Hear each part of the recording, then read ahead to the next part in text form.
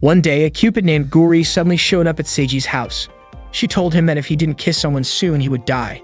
Seiji was bewildered by this stranger who had barged into his home and made such a bizarre statement. He immediately told her to leave, insisting that he didn't meet a shinigami. He quickly shut the door. He wondered if that was some kind of door-to-door religious preaching or perhaps a new type of scam. However, Guri suddenly phased through the door and told Seiji that he should have listened to her until she finished speaking. Seeing this, Seiji screamed in terror. Guri then showed him a book called The Kiss Note and asked him to take a look inside. As Seiji flipped through the pages, he saw names of different couples written inside. Then on the next page, he saw his own name, which completely shocked him. Guri explained that the names written in the Kiss Note had to kiss someone within 24 hours, otherwise she would die. Seiji tried to kick Guri out of his house again, but she desperately begged him not to ignore her, explaining that if he didn't kiss someone, she would die. She started crying and asking Seiji if he didn't feel guilty for letting a helpless girl like her die just like that. Seiji, however, ignored her and tried to shut the door again, but Guri banged on it, calling him a murderer of love. Fearing that his neighbors might report him to the police, Seiji reluctantly allowed Guri inside and asked what exactly she wanted from him. Guri explained that she needed a kiss from Seiji, which was why she had come to him. At first, Seiji suspected that she was trying to preach about religion or something similar, but it turned out that Guri was just a pervert asking for a kiss. Seiji found it amusing that the theory about girls' sexual desires increasing at a certain age might actually be true. He was surprised by how easily Guri talked about such things, especially since he himself had never kissed anyone before. Seiji then asked if Guri planned to blackmail him after the kiss. She assured him that she wouldn't do that, but she did say that it might be the beginning of the best time in Seiji's life, and that he would ultimately save her with his love. Seiji was completely taken aback by how much Guri seemed to want this to happen. She eagerly encouraged him to start the kiss. For a moment, Seiji thought she was kind of cute, and as a man, he figured he shouldn't pass up this opportunity. They kissed for a few seconds. Afterwards, Seiji asked if Guri was satisfied. However, Guri felt that Seiji had misunderstood something.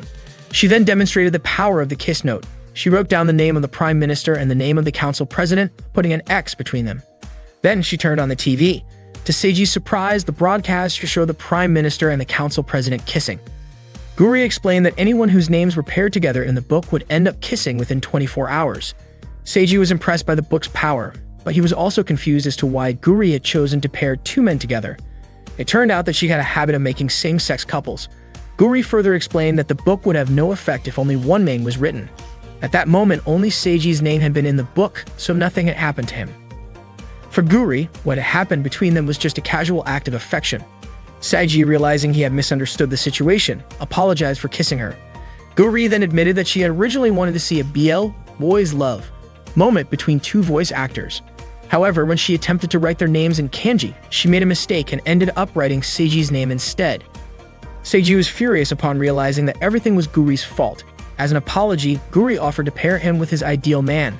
Seiji was completely confused as to why it had to be a man. Guri also informed him that if one of the names in the book remained without a partner, that person would remain single for life and she would die as a result. That day, Seiji invited Guri to his high school. He asked Guri not to stand out, but she had already activated her opportunistic setting, making her invisible to ordinary people. They began searching for their target. Seiji's gaze fell upon a girl named Akane, who was exercising. He wasn't sure if Akane would be willing to kiss him. Akane called out to Seiji, noting that he had already left earlier. Seiji claimed he had forgotten something. He was delighted to look at the beautiful Akane. Suddenly, Guri mischievously pulled down Akane's pants, confident that Akane wouldn't see her. Seiji was shocked by Guri's actions, but Akane asked Seiji who the cosplaying girl was. Guri was surprised that Akane could see her. Seiji insisted he had nothing to do with the girl. Guri, however, mentioned that Seiji had already kissed her. Akane was startled to hear they had kissed. Seiji clarified that it was an accident.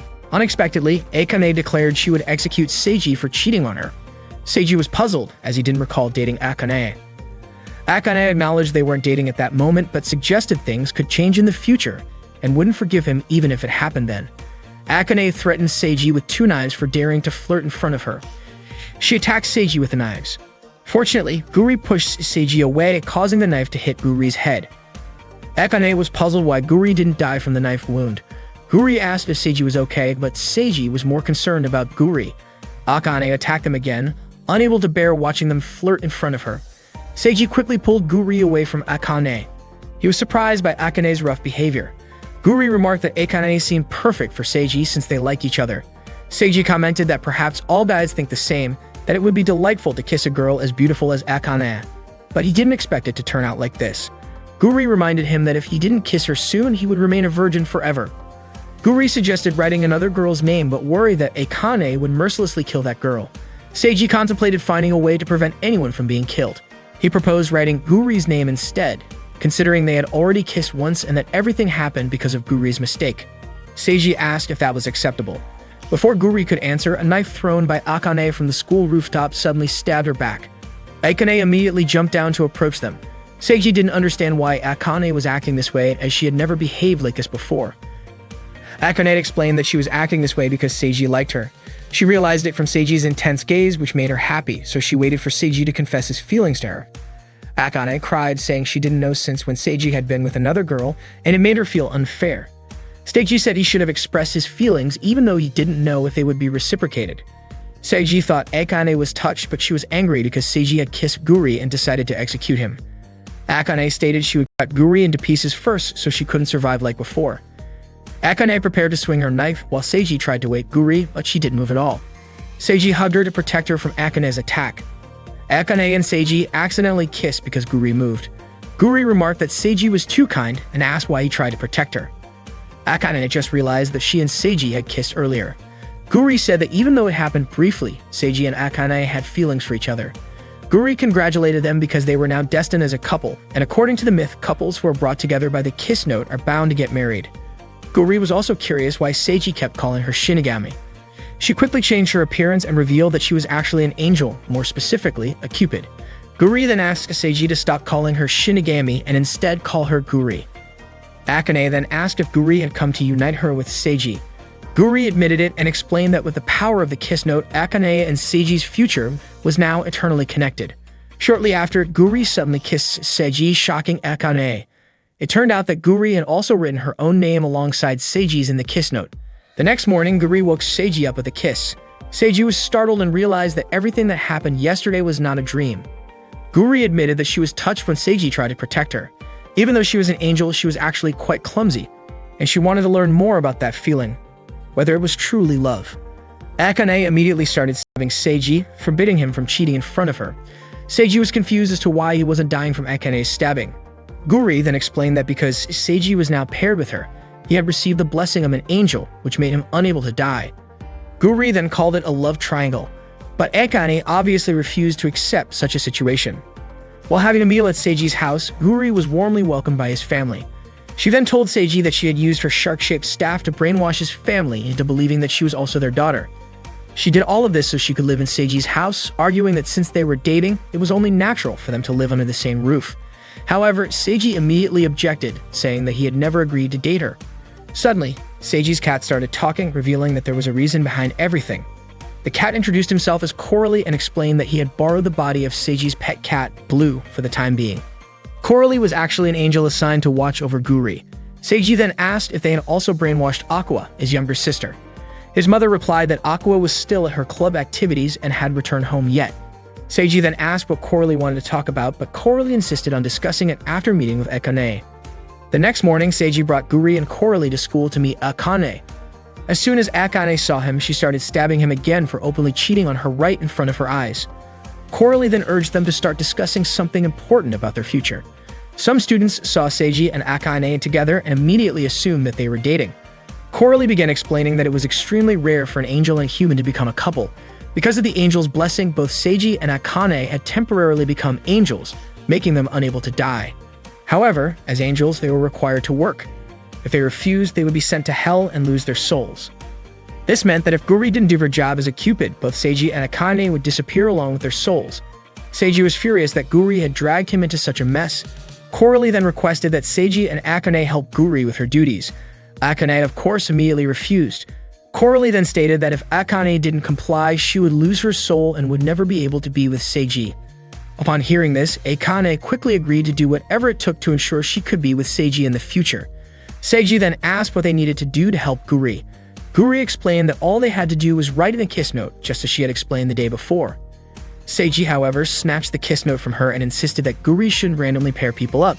He believed that they should think things through first because love was something truly important. Coralie agreed with Seiji, saying that unlike Guri, who always acted recklessly and had a habit of pairing up random people, especially creating gay couples just for fun, Seiji actually had a rational approach. Because of this, Coralie decided to entrust Seiji with the responsibility of helping Guri. It was time for Coralie to return to heaven. Before leaving, he told Seiji that aside from assisting Guri, he could still live his life as usual. Seiji and Guri were chatting together while Seiji was trying to avoid Akane because the atmosphere in the classroom had become terrifying. Suddenly, Guri kissed Seiji out of nowhere, causing him to immediately push her head away. He reminded her not to do such things without permission. Out of the blue, Yuzu saw them from the top of the stairs. She accidentally slipped and fell right into Seiji's arms. As he tried to catch her, Yuzu told him not to touch her. She believed Seiji was deceiving girls by pretending to be kind. She also accused him of cheating with another girl, despite already being in a relationship with Akane. Without hesitation, Yuzu grabbed the book and left. Seiji told Guri to take it back, but Guri couldn't move because she was too full.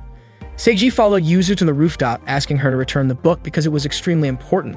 He suspected that Yuzu had written something in it and began panicking, questioning what she had written.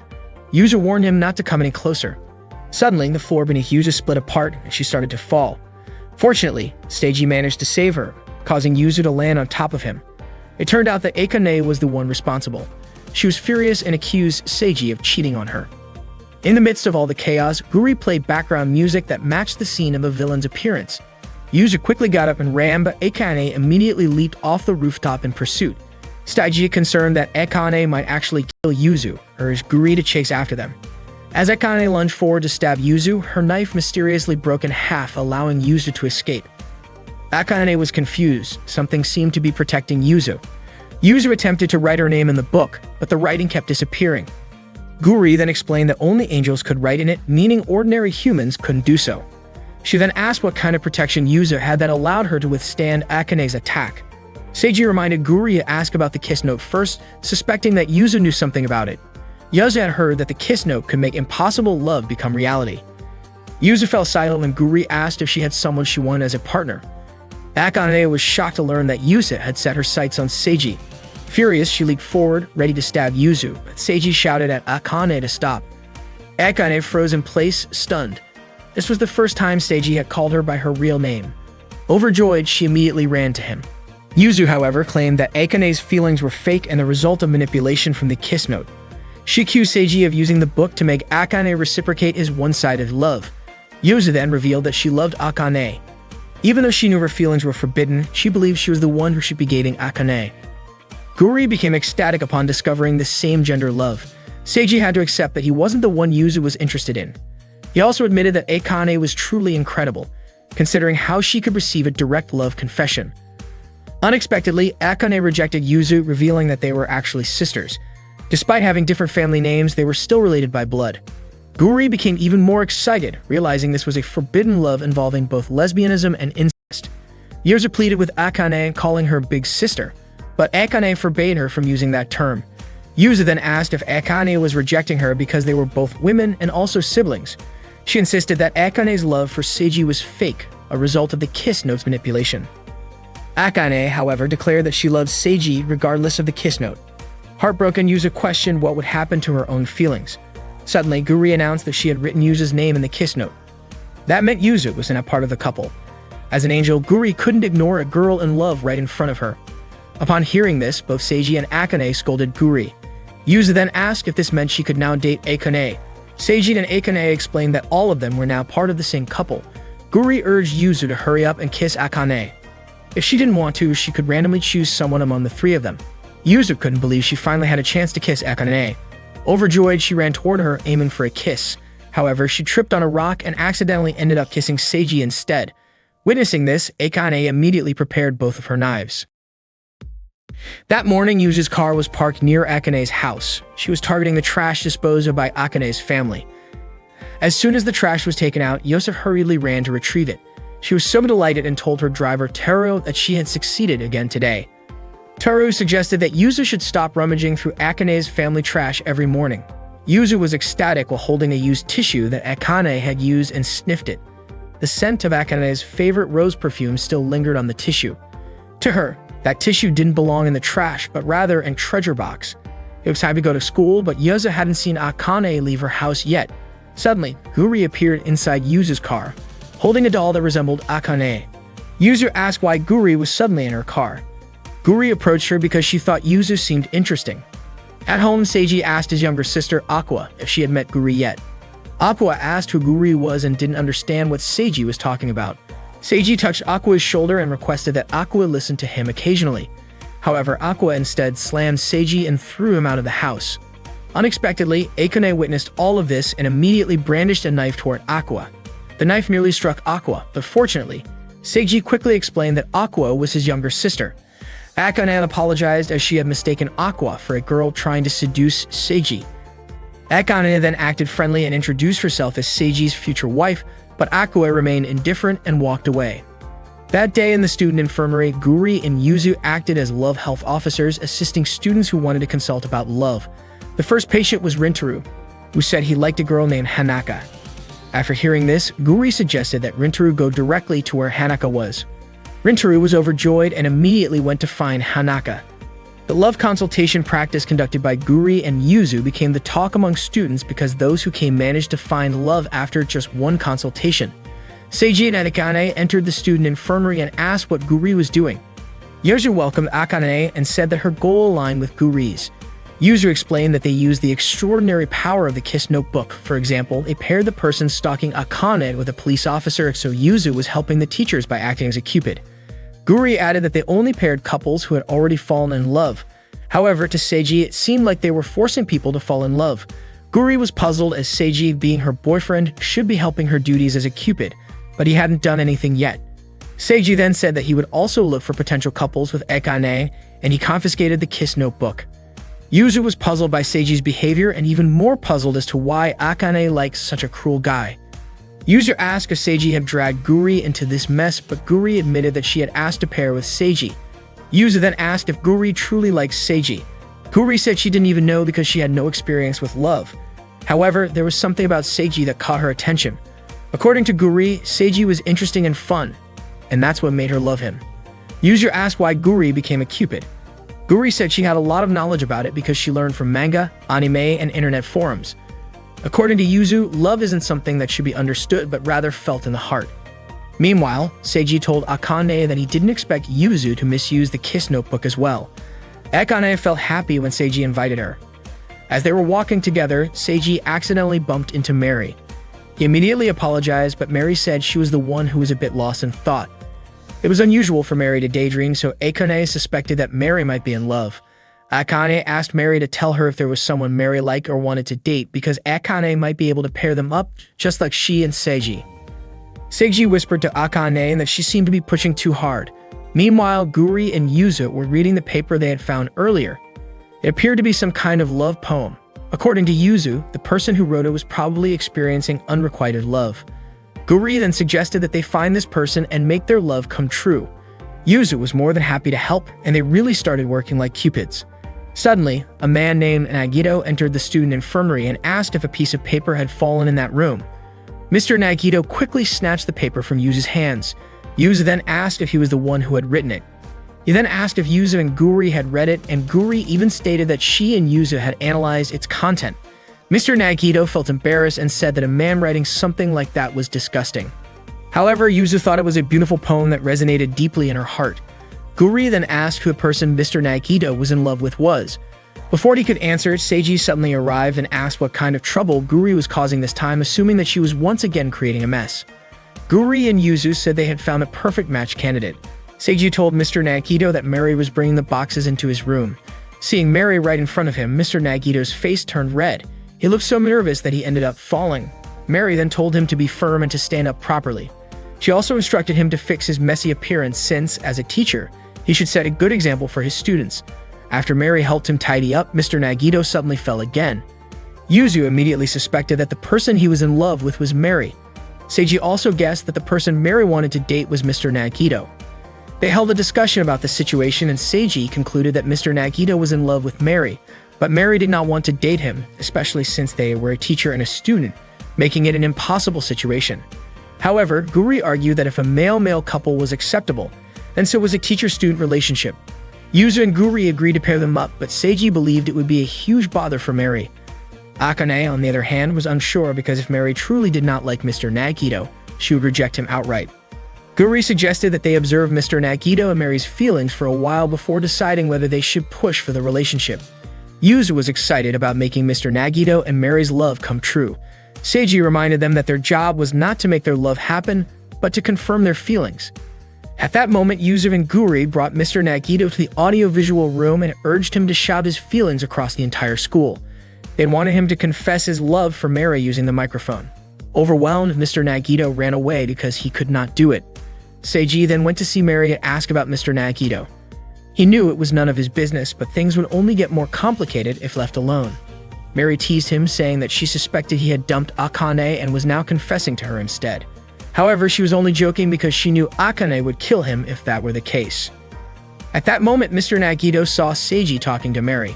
Seiji explained that Yuzu and Guri were trying to figure out Mr. Nagito's feelings, but to stop them, he needed to confirm Mary's feelings and see whether she would accept or reject him. Mary firmly stated that it was impossible because love stories between teachers and students only happened in TV dramas, whereas her motto was to always act wisely. Hearing this, Seiji suggested that she reject him outright. Mary replied that she could not ignore him because his clumsiness reminded her of her younger brother. Seiji then concluded that Mary's feelings for Mr. Nagito were more like those of a mother toward her child. Mr. Nagito, who had been listening the whole time, clearly heard her statement. Previously, Mary accidentally read something written by Mr. Nagito and asked him if writing poems and lyrics was his hobby. Embarrassed, Mr. Nagito asked her to return the paper because he was about to throw it away. Mary thought it would be a waste to discard it since Mr. Nagito had put so much effort into writing it. She praised him for his incredible ability to create such beautiful sentences.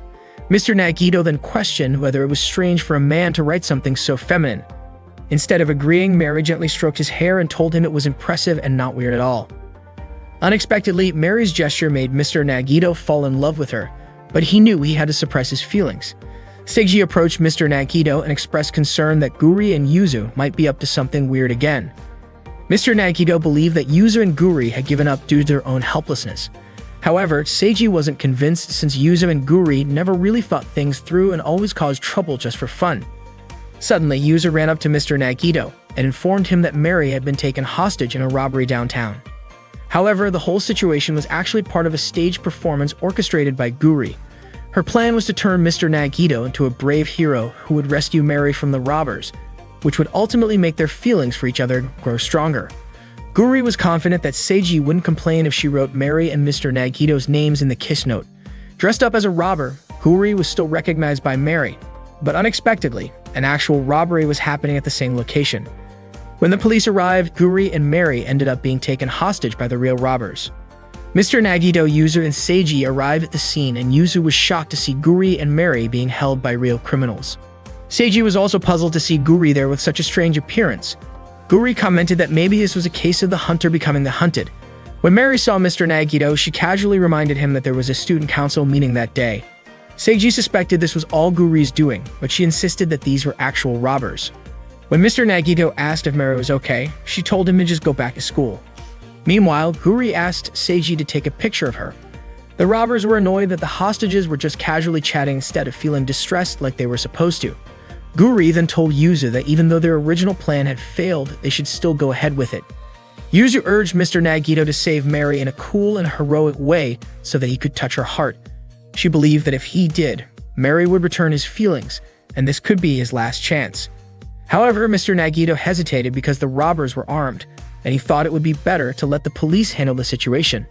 Yuzu then asked why he had run there in the first place upon hearing Mary was in danger. Wasn't it because he wanted to save her? She pleaded with him to take action before deciding it was pointless, and not to let this opportunity slip away. She even told him to face the robbers, even if it meant killing them. Yuzu also encouraged him to confess the feelings he had written down on that piece of paper. When one of the robbers told Yuzu to stop talking, she snapped at him, saying he was just an extra in the story. Annoyed at being called an extra, the robber fired his gun at Yuzu. Fortunately, Seiji managed to protect her, though the bullet grazed his arm. Yuzu insisted that she had the ability to deflect attacks, so she didn't need Seiji to protect her. However, Seiji argued that he wasn't going to die and there was no way he would let a girl get hurt. He admitted that it was a strange situation to confess love, but Yuzu had a point. Because of that, he believed Mr. Nagito needed to step up and save Mary. Mary scolded the robber, which made him threaten to shoot her. Mr. Nagito shouted at the robber to let Mary go. Although Mr. Nagito was scared, he was even more afraid that the robber would hurt Mary. His words touched Mary, and she tried to break free from the robber. Mr. Nagito then struck the robber, but his punch was so weak that he felt extremely guilty for resorting to violence. Just as the robber was about to shoot Mr. Nagito, Akane suddenly rushed towards Seiji. Upon seeing that Seiji had been shot by the robber, she immediately kicked both robbers and stomped on their heads. She also managed to knock away the gun that the robber was trying to grab. Akane whispered to the robber that she was the only one allowed to hurt Seiji. Everyone who witnessed the scene felt chills run down their spines. Mr. Nagito then told Mary that although they were teacher and student, one day that status would disappear. What he wanted to say was that he no longer wanted to run away from his feelings. He admitted it might sound selfish, but when the time came, he hoped Mary would give him the chance to express his feelings. Mary responded that this was her intention from the start. She was certain that Mr. Nagito would confess his love once they were no longer teacher and student. However, Mary noted that Mr. Nagito often acted based on emotions, which worried her. She also said that when the time came, she wanted to hear a heartfelt poem from him, and she would wait for it. Seiji and the others were shocked to learn that Mary also had feelings for Mr. Nagito. Mary then reminded Seiji that he should probably stop Akane from torturing the two robbers. After everything was settled, Seiji asked Mary if she was sure about her decision to wait for Mr. Nagito, considering she had previously said she couldn't date him. Mary explained that her plan was to graduate from college and secure a high-paying job since a teacher's salary was low. She also clarified that she never said she didn't love Mr. Nagito. That's why she intended to win his heart gradually. Yuzu then asked Mary why she didn't write her name in the kiss note to make her love come true. Mary admitted that it was a good idea, but sometimes the process was more enjoyable than instantly making it happen. However, she was also surprised that she could hear Mr. Nagito's true feelings. To Seiji, Mary seemed like a little devil who was a master of strategy. Guri and the others knew about Mary and Mr. Nagito's feelings for each other, yet they didn't write them in the kiss note. Yuzu thanked Seiji for protecting her, but that didn't mean she accepted him as Akane's partner. Meanwhile, Akane came running towards Seiji as she was being chased by reporters who wanted to interview her. From a distance, Aqua saw her older brother surrounded by reporters and called him an idiot. When Aqua was a child, she cried in fear because she couldn't climb down from a tree. At that moment, Seiji came and told her to jump while he would catch her from below. That scene appeared in Aqua's dream last night. In the morning, her alarm clock rang and woke her up. Aqua immediately went to the bathroom to brush her teeth, but she was suddenly startled by Guri, who was completely naked after taking a morning shower. Aqua was understandably confused to see Guri in her house. Guri quickly assumed that the girl in front of her was Seiji's younger sister. She greeted Aqua and introduced herself as Seiji's girlfriend. Suddenly, Seiji entered the bathroom and asked if Aqua had heard Guri's voice. He was shocked to see Guri standing there naked. Guri explained that a divine light was covering her, so people wouldn't actually see anything on her body. Aqua asked Guri if she didn't mind considering that Seiji had another girlfriend. Guri asked if she was referring to Akane and even told Aqua that besides Akane, Seiji had yet another girlfriend. Seiji tried to explain, but Aqua was already annoyed and immediately brushed soap into Seiji's eyes before leaving. Guri then asked Seiji if Aqua hated him. Seiji was also confused because when they were kids, Aqua was cute and always clung to him. Not long after, Guri suddenly disappeared. At school, Seiji was still thinking about Guri. He was worried that she might do something to Aqua. Akane approached him and noticed that he seemed to be thinking about Guri, but Seiji denied it. That afternoon, Akane brought him a homemade lunch and invited him to eat together. Seiji was delighted to see the variety of food Akane had prepared. She was doing her best to be his future wife. When Seiji took a bite, he praised how delicious it was, which made Akane happy. Not long after, she asked what was going on with Guri. Seiji told her that he was worried Guri might do something to Aqua because Guri knew that Aqua hated him. He then asked if Akane and Yuzu were getting along, but Akane apologized and said she didn't want to talk about it. After school, Aqua walked home alone. She hadn't been feeling well since the morning, so she just wanted to rest once she got home. Suddenly, Yuzu approached her and greeted her. Apparently, Guri had told Yuzu about Aqua, and it made her laugh. Yuzu commented that Seiji deserved to be hated by his own little sister. Guri introduced Yuzu to Aqua and mentioned that Yuzu was also Seiji's girlfriend. Aqua was shocked to hear that. Yuzu explained that it was out of her control. Yuzu was sure that Aqua knew a lot about Seiji's bad behavior. She asked Aqua to tell her everything, hoping that it might help Akane realize the truth. Yuzu was convinced that Seiji was a pervert, lazy, and rude at home. She also believed that Aqua must have suffered a lot having a brother like him. Annoyed, Aqua snapped at them, saying that they knew nothing about her brother and should stop acting like they did just because they had only known him for a short while. Suddenly, a demon appeared before them. Yuzu was immediately terrified because it was Stolas, the demon who had been sealed away after attacking children years ago. Yuzu panicked and ran away in fear. Guri asked Aqua if she believed in things like demons, and to her surprise, Aqua also looked terrified and immediately ran off. Stolas started chasing her. Guri was surprised and thought the whole situation was interesting. Meanwhile, Yuzu kept running and almost tripped, but fortunately, Seiji caught her just in time. Yuzu insisted that she never needed Seiji's help, and even if he acted nice to her, she would never thank him. She then explained that she had been with Guri and Aqua when Stolas suddenly appeared and that Aqua was still there. Hearing this, Seiji panicked and was about to run to find Aqua, but Yuzu stopped him, saying it was too dangerous. Embarrassed, Yuzu clarified that she wasn't worried about Seiji, she just didn't want anyone to get hurt. Seiji thanked her, but he still chose to go and rescue Aqua. At that moment, Aqua was perched atop a tree, reminiscing about her childhood with Seiji. Suddenly, Stolas' voice approached. Guri discovered Aqua hiding in the tree and noticed that Stolas was, in fact, a penguin. She wondered why people were frightened of Stolas, having previously imagined him as terrifying. Aqua warned Guri to stay away, insisting that despite his appearance, Stolas was truly malevolent. Guri suggested that approaching animals without fear might open their hearts. She attempted to charm and approached Stolas, but he attacked her. Stolas disliked Guri touching him without permission.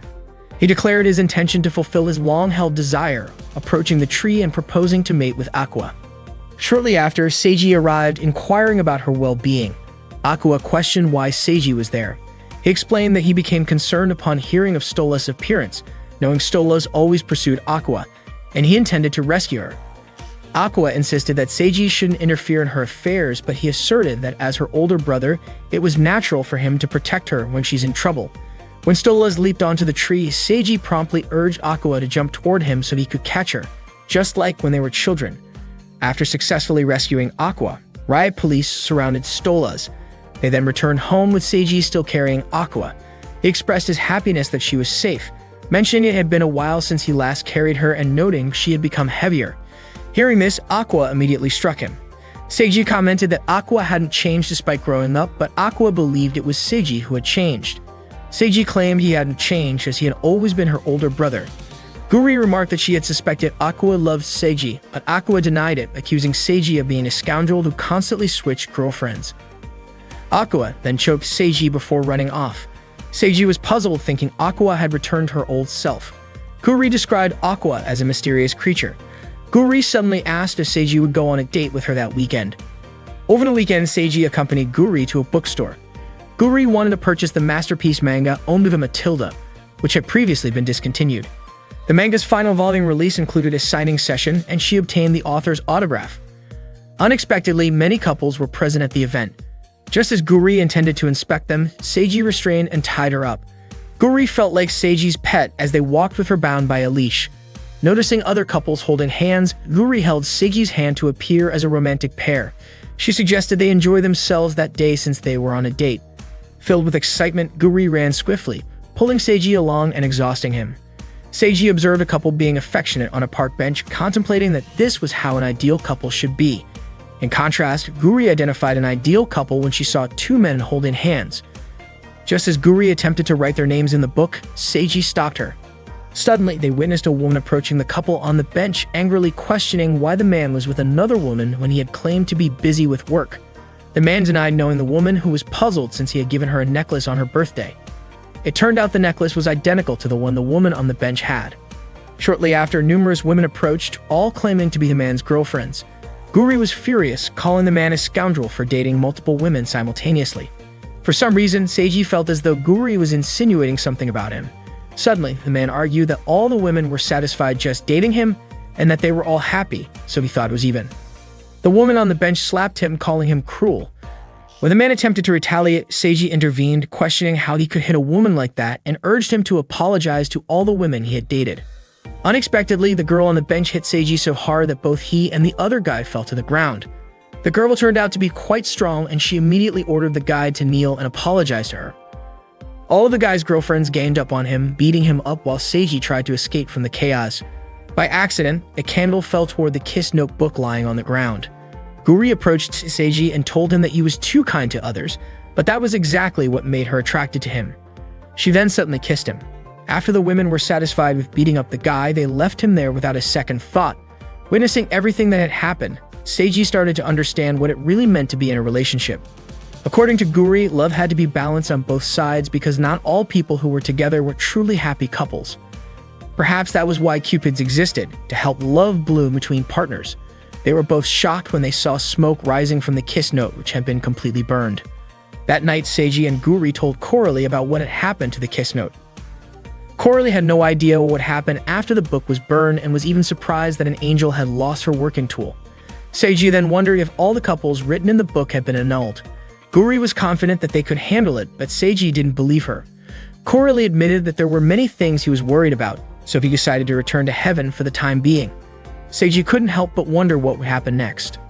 The next morning, Seiji saw Akane doing her usual morning training. Normally, whenever Akane saw Seiji, she would immediately start chasing after him.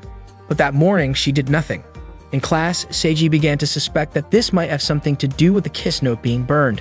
When Akane entered the classroom, Seiji tried to greet her, but she ignored him completely.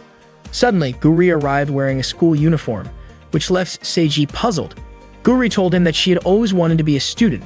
Seiji informed Guri that there seemed to be a serious problem. That morning, Guri joined him in class. After school, she walked home with Seiji and mentioned how much she enjoyed studying in class. However, Seiji pointed out that all she did was sleep during the lesson. Out of nowhere, Yuzu blocked their way, saying that she had already heard about Akane ignoring Seiji. She was absolutely thrilled about it, especially since the rumor had spread all over the school.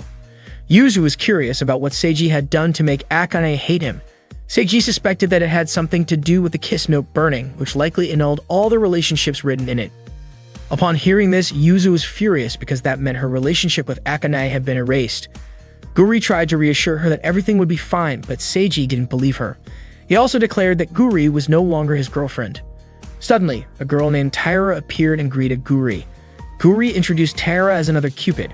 She then asked Taira what she was doing there. Taira had already heard that Guri had lost her angelic tool. She also claimed that all the couples would be fine and insisted that nothing would change. To prove her point, she took Seiji along to confirm it. They observed a criminal couple and a police officer breaking up, but then the officer chased after the criminal and kissed him right away. That day, they checked on all the couples Guri had written in the kiss note, most of whom were male-male pairs. Surprisingly, all the relationships seemed to be doing just fine. Seiji finally realized that the kiss note burning had no effect at all. Taira explained that the kiss note indeed forced people to become a couple, but its function was merely to create opportunities. Even if its effects disappeared, the love that had already formed wouldn't just break apart so easily. Seiji was surprised by how simple it all turned out to be. Taira asked Seiji to believe in the power of love. She explained that when Guri lost her kiss note, she could no longer do her job, so Taira gave her one of her own gadgets. It turned out that Taira had decided to quit being a Cupid because she was about to start a new chapter in her life as a housewife. She then revealed that she was pregnant and encouraged Guri not to hesitate in using her gadget. Seiji then asked if Taira was really quitting her job, and she confirmed, saying that being a housewife and raising a child was a wonderful job. At that moment, the issue with the couples and the burned book had been resolved. Guri pointed out that since Seiji and Yuzu were no longer paired, they no longer received the blessings of an angel. This meant that if Seiji were killed, he would actually die. Suddenly, Akane threw a knife at Guri. She was furious and demanded to know why Seiji hadn't come to her, even though she had been waiting for him. Seiji, terrified, reminded her that if she stabbed him, he would die. However, instead of stabbing him, Akane kissed him. She then burst into tears, asking why Seiji hadn't chased after her. Seiji, confused, told her that her behavior was strange. It turned out that Akane had been acting this way on purpose. She explained that she had read an article in a magazine about how to attract a distant partner, so she had done her best to act cold, as the article suggested. After that, Akane repeatedly stabbed Seiji, but he didn't die. To everyone's surprise, Guri had rewritten Seiji's name in the kiss note, pairing him with Akane, Yuzu, and herself once again. Realizing this, Yuzu asked if she needed to kiss Akane again. However, Guri pointed out that Akane had already kissed Seiji, so the only thing left was for Guri to kiss Yuzu. With that, everything returned to the way it was before.